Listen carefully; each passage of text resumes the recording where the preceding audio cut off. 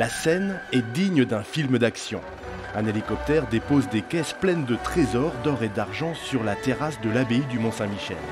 Des objets précieux dont la plupart n'ont jamais été exposés. La tension est palpable. La dernière caisse qui est arrivée, c'était la plus fragile. Il y avait dedans tout le cristal, cristal 18e, il y avait la porcelaine de Valogne. Voilà. Donc on retient notre souffle au moment où la caisse se pose. Heureusement, l'équipe responsable de ce transport n'en est pas à son coup d'essai. Ils interviennent depuis longtemps sur la merveille. Ça fait déjà 7 ans qu'on travaille ici et le plus exceptionnel, c'était l'archange du Mont-Saint-Michel, qui reste lui pour le coup très exceptionnel et qui était difficile à travailler.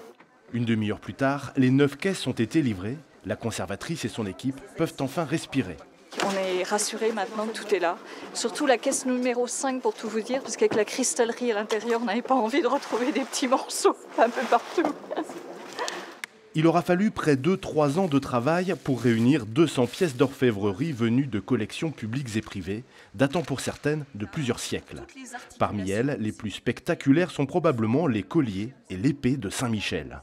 Et ces bijoux ont été présentés à l'exposition universelle de 1878 comme des morceaux de bravoure de la maison Mellerio, parce que l'on sait que 15 personnes ont été nécessaires pour travailler sur ces bijoux.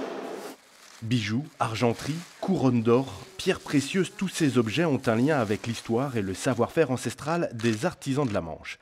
Il sera désormais possible de venir les admirer au sein même de l'abbaye du Mont-Saint-Michel du 18 septembre à la fin du mois de janvier.